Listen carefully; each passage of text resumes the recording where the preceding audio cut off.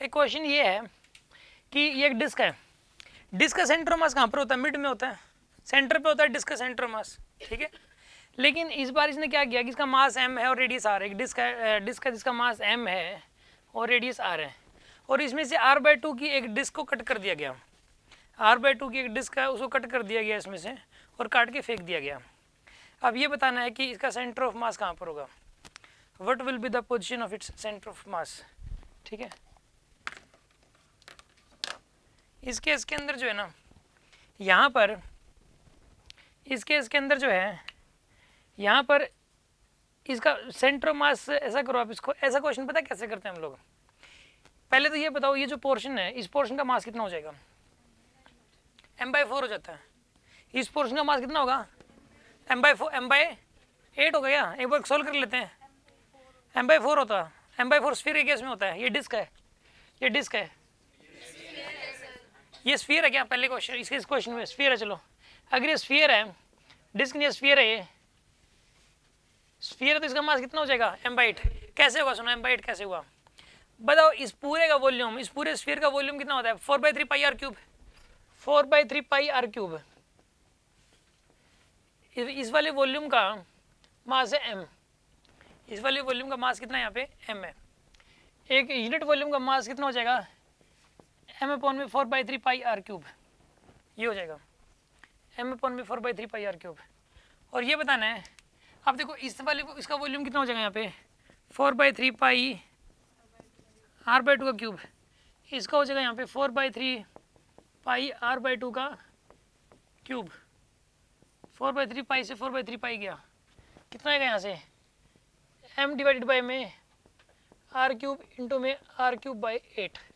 तो कितना आ गया यहाँ से? m/8। प्रूफ भी हो गया किसका मास m/8 होगा, ठीक है ना। याद रखिए, स्फीयर में से एक मास m रेडियस r का स्फीयर है, उसमें से अगर r/2 रेडियस का स्फीयर कट कर दिया तो उस पोर्शन का जो मास है, इस पोर्शन का मास m/8 हो जाएगा, ठीक है ना।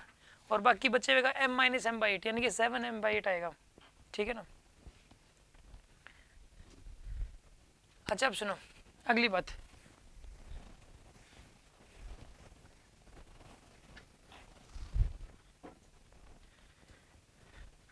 अगली बात सुनो बाप, इसका मास होगा m/8, इसका मास 7m/8 है। वैसे टोटल मास था m, ठीक है। ये काट के अलग कर रखा है इसको। ऐसा क्वेश्चन करने के लिए सेंटर मास निकालना है ना, इसे कोऑर्डिनेट्स लिखो पहले पूरी बॉडी के। पूरी बॉडी के कोऑर्डिनेट्स क्या हो जाएंगे? ये पूरा होती तो कोऑर्डिनेट इसके 0,0 सेंटर के मान लो एक बार 0,0, इसके कितने हो जाएंगे? इसके कोऑर्डिनेट्स क्या होंगे?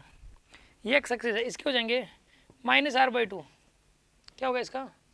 -r/2, 0। एक्स कोऑर्डिनेट हो जाएगा -r/2 और वाई कोऑर्डिनेट 0 हो जाएगा। एक्स कोऑर्डिनेट -r/2 होगा और वाई कोऑर्डिनेट क्या हो जाएगा इसका? 0, और एक्स कोऑर्डिनेट -r/2 होगा, ठीक है। अब एक काम करो, इस पूरे स्फीयर का मास कितना है यहाँ पे? m। इसका एक्स कोऑर्डिनेट लिखो 0 माइनस में, ठीक है। इसका मास कितना है? इस वाले पोर्शन का मास m/8 इंटू क्या लिखोगे आप यहाँ पे? -r/2। यहाँ पर आएगा m/8 इंटू -r/2, और इस वाले पोर्शन को काट के फेंक दिया था आपने, वो वाला पोर्शन है ये, divided by total mass. Total minus लगाओगे इस बार। पता है क्या, अगर ये होता ना वास्तव में तो प्लस लिखते हैं, अब ये है नहीं तो माइनस लिखोगे, जो है नहीं लेकिन टोटल मास में ले लिया। टोटल मास यहाँ m लिखोगे आप, टोटल मास में तो इंक्लूड कर लिया उसका मास, लेकिन वो वास्तव में है नहीं, तो इसलिए माइनस साइन लगता है यहाँ पे। बात समझ में आ रही है कि नहीं आ रही है आपको?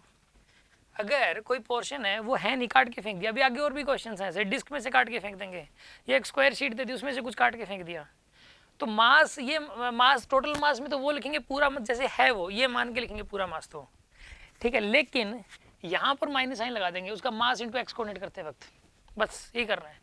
आंसर आ जाएगा यहाँ से आंसर आ जाएगा -mr/16 डिवाइडेड बाई m, यानी कि माइनस का r/16, r/16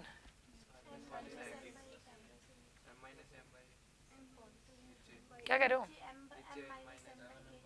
नीचे टोटल मास नहीं लिखना क्या? m-m/8 आएगा क्या नीचे? यानी 7m/8 आएगा नीचे। 7m/8 करें अगर, क्या है आंसर फिर? r/14 आ जा रहा है क्या? बस ठीक है भाई, r/14 आ जाएगा फिर। ये प्लस का है माइनस का? माइनस माइनस प्लस हो जाएगा, r/14 इधर होगा, ये r/14 पे। यहाँ जो मास है ना, उसको काटने के बाद वाला मतलब जो मास, जो बचा हुआ पोर्शन, उसका मास लेना होता है भाई। ठीक है, जो बचा हुआ पोर्शन है उसी का मास लेना होता है। यहाँ जो टोटल मास लिखा है, यहाँ पे क्या करना पड़ेगा आपको? जो बचा हुआ मास है वही लेना है। ठीक है, मैम -m/8 करना पड़ेगा 7m/8, तब जाके आंसर आता है। ठीक है।